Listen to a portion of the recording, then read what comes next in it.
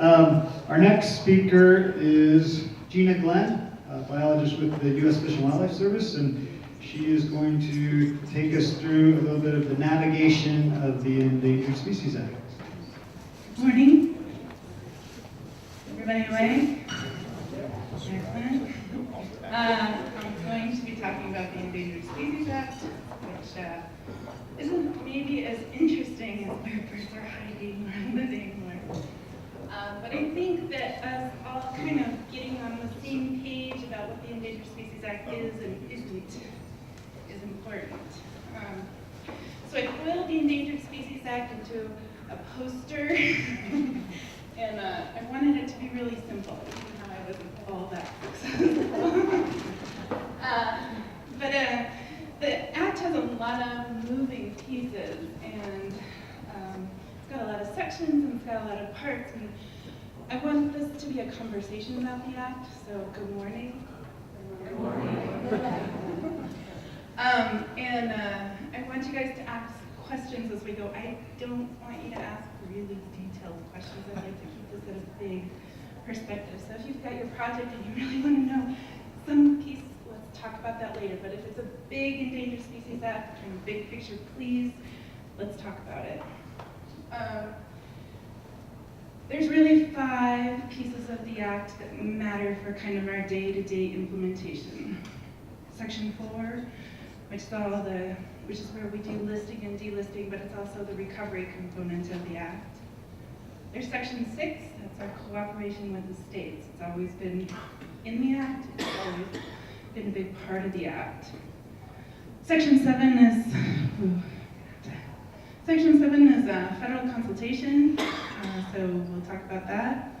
Section 9 is the prohibitions of the Act. And Section 10 is everything kind of related to permitting of take. So let's start with take. Section 9, the prohibited acts. Section 9 prohibits interstate commerce, it prohibits you going out and killing birds, but for animals it also prohibits take. And take is a really, first off, it's not taking. It's not the taking of private land. It's the take of a species. And it's got all these words. But it means to harm, harass, hunt, pursue, wound, shoot, trap, kill, collect, or capture, or attempt to engage in any such behavior. So this is what you can't do for a listed species without some sort of permit or consultation. The kind of nuanced part of take is you've got the harass, so you can't disrupt normal behavior patterns, and you've got the harm, so you can't significantly, notice significantly is attached to all of these, so you can't significantly modify or degrade habitat to impair normal behavior patterns. Take. It's, we implement the Endangered Species Act and you say, oh, well, you can't take this and you can't take that. And I think it's important to understand what is take. All right, so that's Section 9. We've got 4, 7, 6, and 10 left. Who wants to see what? Anyone? 4, right, 4 is easy because it's next in the presentation. Thank you, Drew.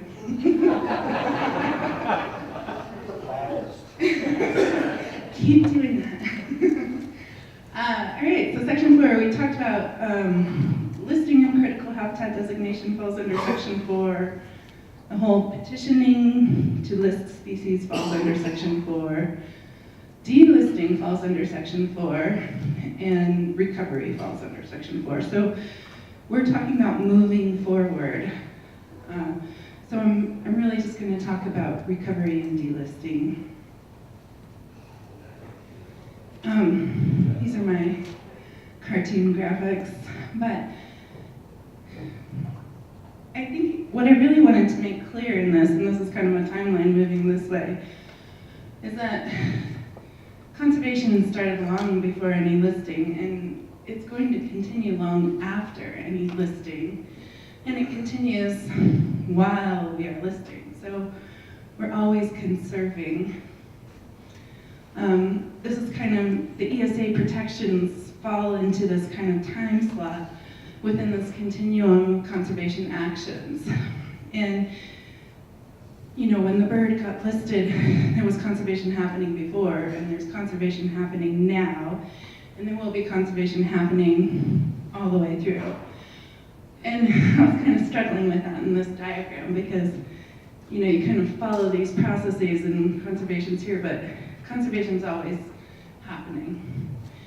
So kind of our first next step is a recovery outline, and that's kind of a really fast, I should say, and that it's not done yet, we're a year past listing, but it's a really fast look at, you know, here's maybe what we want to see, but we're really going to think about it harder and put a lot more brain power to it. And so we are hoping our recovery outline will come out and be available in the near future, but it's really just here's a very first hand look at what we're thinking recovery might be. The next part, and this is kind of a new part for the service, is the species status assessment. And species status assessments are a science document. We've talked about them a couple of times here. But they're a science-based document, and we're looking at what does the species need, what do the populations need, what does an individual need, what does that look like on the ground today, what might that look like tomorrow, or in 10 years. And so we're kind of at the beginning stages of the species status assessment. What we would like to do is bring in, it's a science-based document, so we'd like to assemble a team of science advisors that will help us put this together. We have a project plan kind of assembled with a potential timeline, and we want to reach out to our science advisors. We also really would like to, as we're moving through the SSA and then especially into the next step, so let me back up. So we've taken our species status assessments, and that's going to be our science document. So we used to have all the science built into a recovery plan. Now what we're going to do is have the science in a document, and then the recovery plan will really be just the nuts and bolts of what a recovery plan needs to look like. So it'll have recovery criteria and objectives and an implementation schedule, but the science is going to be in the species status assessment. So we're sort of separating the regulatory work from kind of the species science work. We're doing this for lots of reasons. If you develop a species status assessment at the beginning of this process, the science document can inform all the regulatory decisions that come thereafter. And so it greatly shortens regulatory documents, and it kind of makes you have one living science document. It's a new process, and so it would have been much better to have started this when the species first became a candidate. But we're pretty excited about using this moving forward. And as part of that, we plan to have a lot of stakeholder outreach and involvement, and the more we can get, the better it will be. And then I wanted to kind of make this plug here too. You can never conserve a species alone. You know, conserving Gunnison sage-grouse takes everybody in this room, and so I wanted to kind of look at this. The more we do, the faster we can get to this delisting. And the more kind of collaborative and cooperative we are, the faster we can get to that delisting. And so we use who knows about our peace policy? Yay. Our peace policy is our policy for the evaluation of conservation efforts. And we really think a lot about this in kind of the listing context. You know, if listings right here on this continuum. We use the peace policy to really evaluate conservation actions that haven't been implemented. But we use the peace policy really in a bigger context, just from a thinking perspective. And what the peace policy really does is talks about these conservation actions and well, if they haven't been started yet, what's our surety that those conservation actions will be implemented? And B, what is our surety that those conservation actions will be effective at conserving the bird? And there's 17 criteria, did I get it right? Roughly 9 or 10 under the implementation threshold and roughly 9 under the effectiveness. And so we really want folks to be thinking, as you're doing your conservation actions on the ground, are there ways that you can demonstrate, A, that you're implementing them, and B, that they're effective? Because this is kind of the standard that's been adopted. And the more we can show conservation actions being implemented and effective, the sooner we can get to delisting, which I think is where everybody would like to be in the room. Ultimately, we would all like to conserve the bird and have it not need the protections of the ESA anymore. Yeah, Nate? Can you delist the bird before it's fully considered recovered? Yeah. Just based on the conservation actions? Yeah, absolutely. Just like we can deal with conservation actions at a listing and kind of look at them into the future, we can do exactly the same thing for a delisting. So if we have a plan, for example, that we think has lots of chances, or has a really high chance of being implemented and effective, we can use the same, it wouldn't be the peace policy, but it'd be a very similar analysis to get us to delisting. Yeah, Bill? Yeah, so the recovery team could come into play in a couple of locations here. So you can have, so we have our science advisors for our SSA, and then when we move into the recovery plan proper, we envision the recovery team coming in here. But we think that there's all the science and all of this kind of stuff we can do before we actually get to officially designating a recovery team. Does that help? Anyone else? Section 4. I did want to point out, also under section 4, okay, I put this in last night, and it's a lot to take in, but I wanted also, besides the peace policy and effectiveness and implementation, we also have the 3 R's, and that's resiliency, redundancy, and representation, and this is what we think species need. So a species needs to be healthy, a species needs to have multiple populations distributed across the landscape, and it needs to have representation. So you need to have captured a little bit of something from over here and a little bit of something from over there. And the 3 R's are kind of they are a pretty strong foundation of the service, and you should all be thinking about the 3 R's as we're moving forward through species status assessments and recovery, because it is kind of a foundational approach for the Fish and Wildlife Service. Also, part of section 4 is a 4D rule. We talked a little bit about this. A 4D rule, actually there's a lot of flexibility in what a 4D rule can and can't be, but the most common is that we can tailor the take prohibitions and specify what is and what is not take for a threatened species. Our standard for 4D rule is that it must provide what is necessary and advisable for the conservation of the species.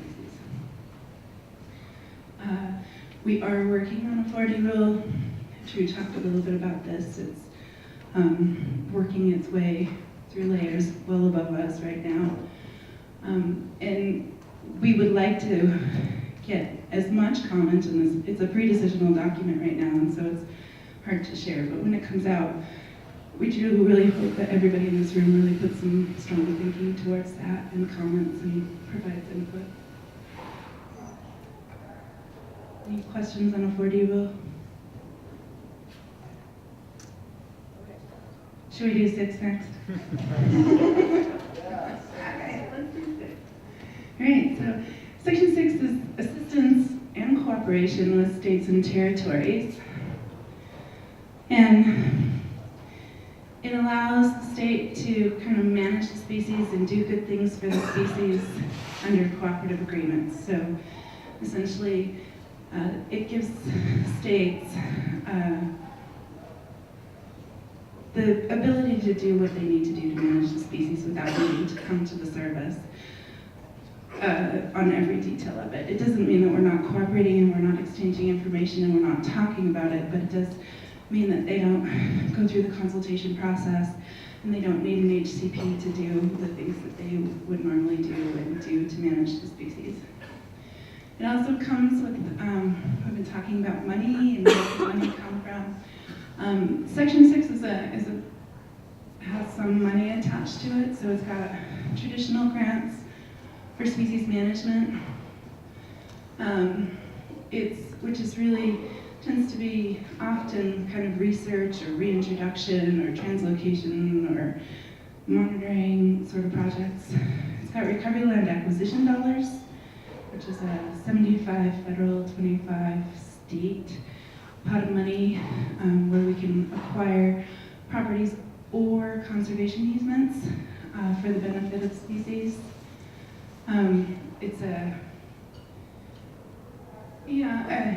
I think we did, the Washburn Ranch was actually a Gunnison Sage-Grouse recovery land acquisition project in Duck Creek. It's definitely a pot of money people should be thinking about when there's important properties for conservation. We haven't talked about HCPs, habitat conservation plans yet. That's a section 10 thing. But the state becomes kind of the state becomes part of the HCP process, and that funding goes through the state. And so if you want to develop an HCP, there are planning grants for an HCP. It goes through the state, and you can't, an HCP, for mitigation through an HCP, you can't actually use HCP land acquisition dollars to pay for that mitigation, but you can use it to complement that mitigation.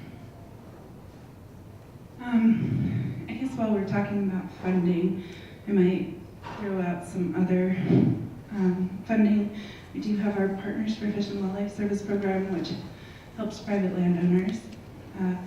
We don't have nearly the money NRCS does, yay, NRCS, through their STI program. So they really have a lot of opportunities to do good things for the species on the land.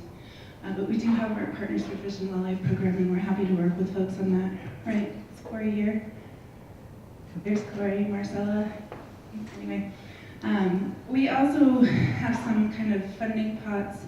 We have a USGS funding source, which is part of how we're trying to bring Cam and Company into our recovery SSA process to kind of help us make some of those decisions based on science.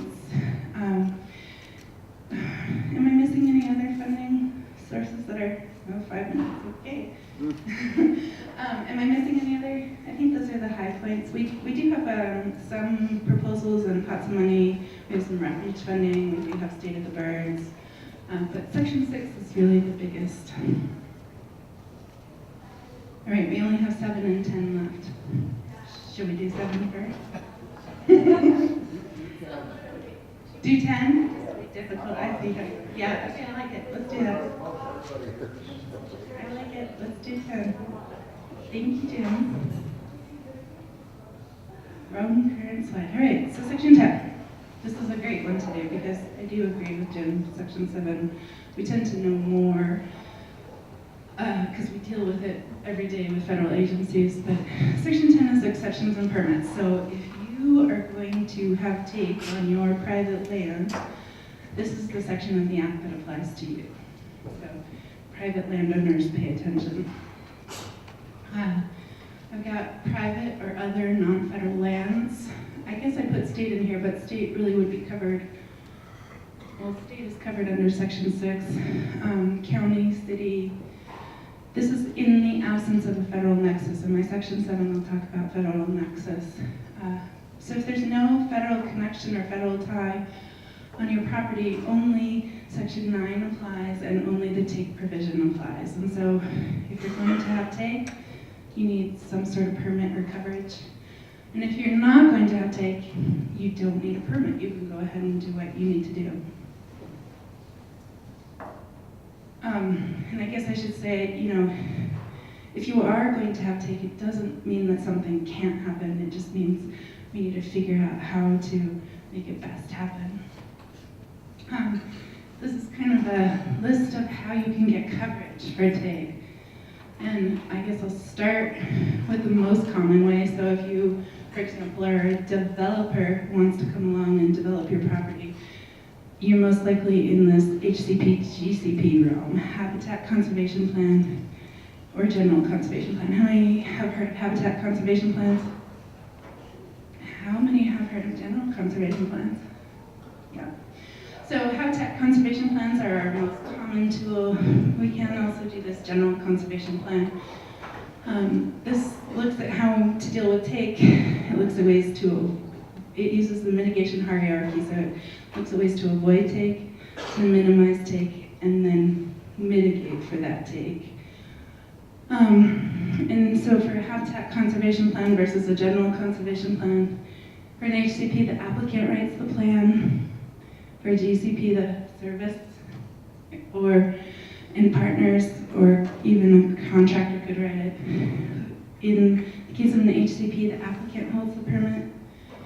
In the case of a General Conservation Plan, either the Fish or Wildlife Service or another applicant can hold the permit. So for those of you who work with CCAAs, you have a kind of umbrella document, and then you have certificates of inclusion underneath them.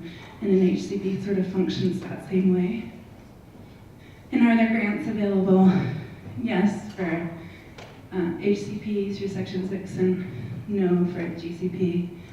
Although the applicant is writing the plan and holding the permit here, the Fish and Wildlife Service is still really closely involved in the process. Yeah, Kathy? Is there a scale issue? Is an HCP generally an individual project where a GCP is generally county or bigger areas? No. We have low impact HCPs and then a normal HCP. So low impact HCP would be for a fairly simple single landowner, and it has less. Al Fester, by the way, is really good at HCPs, so he's got good answers on it. But yeah, so you have low and high, but a General Conservation Plan,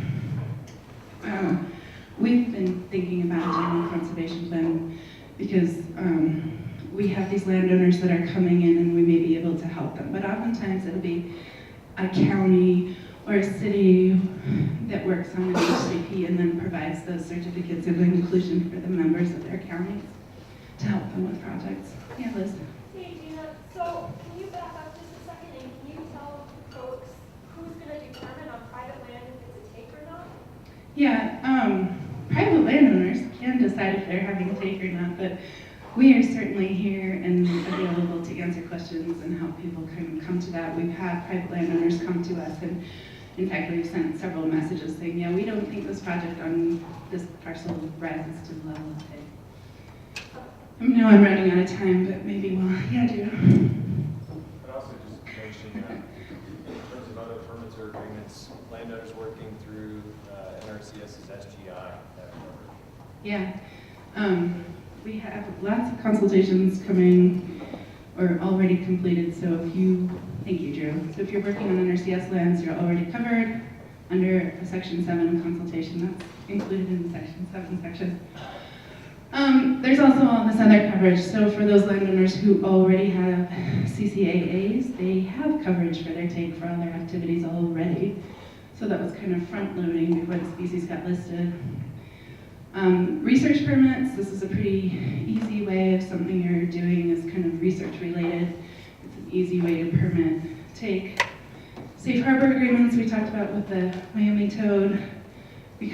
So safe harbor agreements, so if I'm a landowner with Gunnison Sage-Grouse and I have a field I'm no longer using and I wanted to do something good for grouse, but I might want to use that field someday. Safe harbor agreements would allow me to go out and do good things for grouse, and then if I wanted to plow that field under someday, I could do that because I would be returning it to the baseline. The 4D rule we talked about can tailor take prohibitions, so if something in a 4D rule is identified as not take, you wouldn't need a take permit. The state, we already talked about through their cooperative agreement, doesn't really need to look take. And then I added this one yesterday because of the talks, but a 10-day rule usually is tied to a 4D rule for experimental populations. So if we wanted to create a new population of Gunnison Sage-Grouse, we could go down the 10-day rule avenue within the accompanying 4D rule that would provide whatever protections we thought were necessary or not for that population. I still have section 7. Should I tell them to go away? Talk about that later. Move ahead, but thank you so much.